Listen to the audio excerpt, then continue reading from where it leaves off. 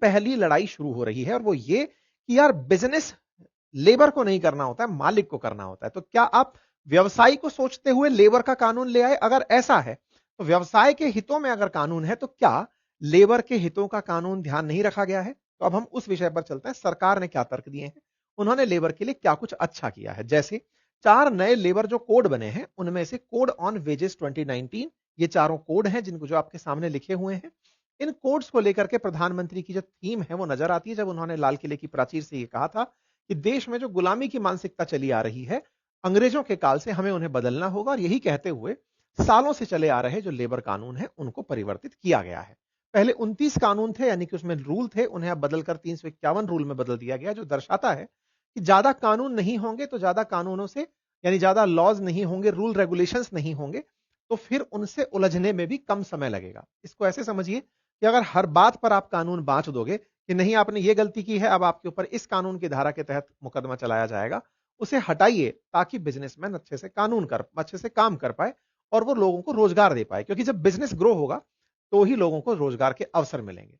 यहां पर रिटर्न्स की बात की गई, यहां पर फॉर्म्स की बात की गई, रजिस्ट्रेशंस की बात की गई, बताया गया कि बहुत सी चीजों को बहुत सुगम कर दिया गया है। मतलब एक तरीके से इतना तार्किक कर दिया गया कि ये जो इतना सारा काम था अब वो इतने से काम में सिमट गया है। यही कहते हुए लेबर रिफॉर्म किए गए हैं। अगर उद्देश्य पूछा जाए तो सिंप्लीफाइड कंप्लायंस करना, स्ट्रीमलाइनिंग एनफोर्समेंट में करना और मॉडर्नाइजेशन देना नए कानूनों का, ये इनका उद्देश्य है। जैसे अगर बात की जाए माइंस के अंदर काम करने वाले लेबर्स की, तो उनको एक्सीडेंटल कंपनसेशन की बात की गई है, वर्किंग सेफ्टी की बात की गई है, हेल्थ सेफ्टी की बात की गई है, और तो और उनके लेबर आवर्स की बात की गई है। 8 से लेकर 12 घंटे तक काम कराया जा सकता है। यहां पर एक बड़ी बहस हो सकती है। सरकार 8 से लेकर 12 घंटे की बात कर रही है, और 12 घंटे काम का मतलब हुआ अगर आप 72 घंटे की वर्किंग साइकिल की बात कर रहे हैं, अगर 6 दिन की बात कर रहे हैं। सरकार ने लेकिन यहां पर मेंशन किया कि 48 घंटे पर वीक का आप काम ले सकते हैं। इससे ज्यादा अगर आप काम देते हैं तो फिर आपको काम के लिए डबल वेजेस देने पड़ेंगे, यानी कि ओवर टाइम पर डबल वेजेस का प्रोविजन यहां पर रखा गया है। ऐसे ही जो हजार्डस कंडीशन में काम करने वाले हैं, यानी गहरी माइंस में काम करने वाले जो लोग बाग हैं, उनके लिए सेफ्टी स्टैंडर्ड्स, नेशनल स्टैंडर्ड्स, ये सब डिसाइड किए गए हैं। और सबसे बड़ी बात जो की गई है वो ये कि महिलाओं के साथ डिस्क्रिमिनेशन ना किया जाए। ये ना कहा जाए कि ये काम महिलाएं कर सकते हैं, ये काम पुरुष कर सकते हैं, ऐसा ना रखा जाए। महिलाएं और पुरुष दोनों काम कर सकते हैं, ये बात यहां पर जानना जरूरी है। इसी के साथ साथ टेक्सटाइल वर्कर के लिए, मतलब महिलाओं को कार्य क्षेत्र में समानता देने की बात की गई है। ऐसे ही टेक्सटाइल सेक्टर के अंदर भी प्रोविजन रखा गया है। और तो और कई ऐसे फील्ड हैं जहां पर फ्रीलांसर लोग काम करते हैं, जैसे पत्रकारिता।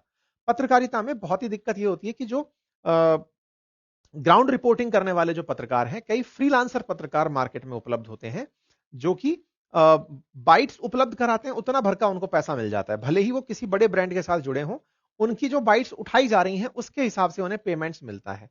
तो इस तरह के जो स्ट्रिंगर पत्रकार होते हैं, इन्हें कभी वर्क में सिक्योरिटी नहीं रहती।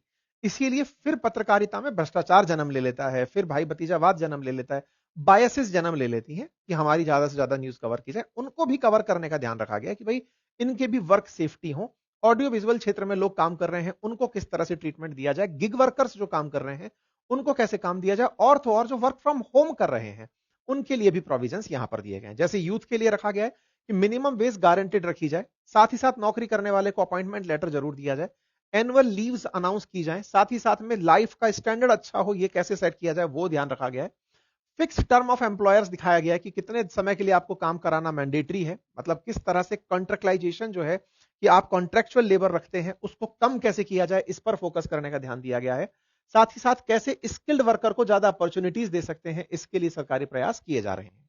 महिलाओं की जहां तक बात हो तो महिलाओं के लिए जेंडर डिस्क्रिमिनेशन ना हो, अर्थात महिला और पुरुष में कार्य भेद ना हो, इसके लिए कानून में ध्यान दिया गया, मतलब इस कोड में ध्यान दिया गया।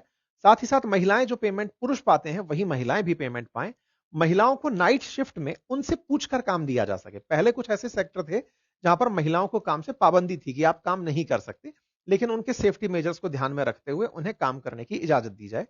साथ ही साथ मातृत्व अवकाश बढ़ाकर अब 26 हफ्ते का, यानी कि 6 महीने का, और पुरुषों को पैटर्निटी अवकाश 15 दिन का देने का प्रोविजन रखा गया है। हेल्थ बेनिफिट 3500 रुपए तक का मेडिकल बोनस भी यहां पर प्रावधान महिलाओं के लिए रखा गया है। फैमिली की डेफिनेशन में अब फीमेल एम्प्लॉय जो है उनके डिपेंडेंट्स में सास ससुर को भी शामिल किया गया है। मतलब ऐसा नहीं है कि लड़के के माँ बाप ही हैं, वो लड़की के माँ बाप भी अगर हैं तो उन्हें भी डिपेंडेंट में शामिल किया जा सकता है।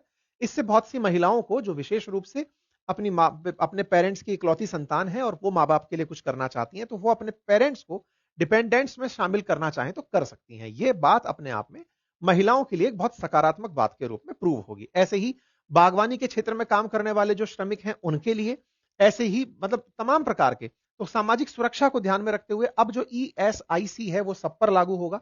फिक्स टर्म एम्प्लॉय 1 साल की ग्रेजुइटी पूरे होने के साथ साथ मिलने लगेगा, जो पहले 3 साल पर था। रिकॉर्ड और रिटर्न अब पूरी तरह डिजिटल रखने होंगे और महिलाओं के लिए परिवार की परिभाषा में सास ससुर भी जुड़ सकेंगे। ये सब वो बातें हैं जिनसे कि आने वाले समय में सोशल सिक्योरिटी प्लेटफॉर्म्स की महत्ता बढ़ने लगेगी। श्रमिकों के लिए सरकार का यह मानना है कि आने वाला समय हमने लोगों को ध्यान में रख करके काम किया। तो ये सारी बातें जो मैंने आपको बताई वो मैंने स्टार्टिंग में आपको बोलकर बता दी। अब एक फैक्ट यहां पर और है जिसकी वजह से थोड़ा सा इंटरेस्टिंग पार्ट आपको समझना चाहिए, और वो ये है, मतलब इसमें काफी सारे विरोध हो रहे हैं, मैं इसको एक पेज पर लेकर चलता हूं। जो तमाम बातें हैं जैसे कि मिनिमम वेज देना या फिर इस तरह से ध्यान रखना कि वेजेस किस तरह से यूनिवर्सल एक जैसी हो, इनके साथ साथ एक जो सबसे बड़ा दिक्कत आ रहा है वो ये कि पहले ऐसा होता था कि अगर आपको नौकरी से लोगों को निकालना है या अपना काम धंधा बंद करना है, तो काम धंधा बंद करने के लिए जो एम्प्लॉइज की लिमिट थी वो 100 थी। आप काम को बंद करने से पहले पूछते थे सरकार से, सरकार अगर आपके पास 100 कर्मचारी काम कर रहे हैं तो आप अपना धंधा बंद नहीं कर सकते। सरकार उसके ऊपर सख्ती रखती थी। उस संख्या को बढ़ाकर अब 300 कर दिया गया। इससे लेबर संगठन विरोध में उतर आए हैं। ऐसा क्यों? कि अब श्रमिकों की संख्या 300 तक भी किसी को टेंशन नहीं देगी। टेंशन नहीं देगी मतलब किसी को मन कर गया कि नहीं मुझे फैक्ट्री बंद करनी है, वो बंद करके चला जाएगा। इस ऑब्लिगेशन से काम नहीं करेगा कि मुझे श्रमिकों के लिए फैक्ट्री चलानी है। आप पूछेंगे कि साहब हर आदमी को अपने लिए चलानी होती है? नहीं, हमारे देश के कानून कहते हैं कि अगर 300 से ज्यादा अगर आपके पास कर्मचारी काम कर रहे हैं तो फिर आपको उनके लिए, कर्मचारियों के लिए काम करना है। मतलब असल में यह समझिए कि अब आप कंपनी बंद नहीं कर सकते। बंद करने पर आपके ऊपर कई तरह की सख्तियां हो जाएंगी। तो यहां पर वो नियम 100 से 300 का कर दिया गया। दूसरा, जो इंस्पेक्टर राज है उसको कम कर दिया गया। एक तरीके से यह समझिए कि अब आपको कानूनी रूप से प्रताड़ित नहीं होने दिया जाएगा। सरकार आपके सपोर्ट में रहेगी। आपको पहले नोटिस दिया जाएगा, गिरफ्तारी नहीं होगी। 30 दिन का मिनिमम नोटिस पीरियड सर्व करना होगा। आपके पास कोई कमी है अगर उसे पूरा करने का आपको मौका दिया जाएगा। ऐसे करके मतलब लेबर के साथ साथ जो मालिक है ना उसके लिए भी ये कानून फ्रेंडली कर दिया गया है। क्योंकि होता क्या है कि लेबर लॉज के चलते बहुत बार फैक्ट्री मालिकों को बहुत प्रताड़ित किया जाता है, एम्प्लॉयर्स को बहुत प्रताड़ित किया जाता है। ऐसा सरकार का भी ऑब्जर्वेशन रहा है और बहुत से सामाजिक संगठनों का भी ऐसा मानना रहा है। लेकिन इसमें एक दिक्कत कहां पर आई? दिक्कत यहां पर आई कि अब फैक्ट्री के अंदर अगर किसी को हड़ताल करनी है तो हड़ताल करने के लिए पहले उसे 15 दिन पहले बताना होगा कि हम इस बात के लिए अलग होना चाहते हैं। और तो और जो हड़ताल करने वाले लोग हैं वो कम से कम संख्या में 51% होने चाहिए जो अपनी बात के लिए हड़ताल करने वाले। तो इस तरह से जो श्रम कानून है उसको ये दबाता हुआ फील होता है कि भाई जब फैक्ट्रियों में काम करने वाले वर्कर्स हैं अब वो प्रोटेस्ट नहीं कर पाएंगे। सरकार का कहना है 15 दिन पहले इन्फॉर्म करो ताकि काम ना अटके, और दूसरा आपको अपनी बात रखने से पहले 15 दिन पहले इन्फॉर्म करना होगा। इस तरह के प्रोविजंस यहां पर रखे गए हैं। तो एक तरह से यह समझने की आवश्यकता है कि यहां पर कानून जो है वो सरकार ने अपने साथ साथ उन लोगों के लिए भी बढ़ा दिए हैं जो एक तरीके से समझिए कि कंपनी चला रहे हैं, उनके लिए भी फैसिलिटेशन में कानून दे दिए। यही कारण है कि इस पर प्रतिक्रिया मजदूर संगठनों की तरफ से आना शुरू हो गई। उनका मानना है कि आप तो 8 से 12 घंटे कह के 12 घंटे तक के काम की अनुमति दे रहे हो, कुछ नहीं होगा। फिर आप सरकार का डर खत्म कर रहे हो तो हमारे साथ में प्रताड़नाएं होंगी, मजदूरों के साथ गलत होगा। मजदूरों ने इतनी मेहनत से अपने लिए कानून मंगवाए थे, कंकरेंट लिस्ट का विषय है, राज्य सरकारें भी इस पर कानून बना सकती हैं। केंद्र ने कानून बना करके उस पर भी कब्जा कर लिया। जो कानून पहले एग्जिस्ट करते थे उसमें मतलब लेबर्स के लिए बहुत कानून हुआ करते थे, आपने कानूनों को कमजोर कर दिया है। इसे देखते हुए कहा जा रहा है कि मजदूर यूनियन पूरे देश में प्रोटेस्ट करने उतरेंगी।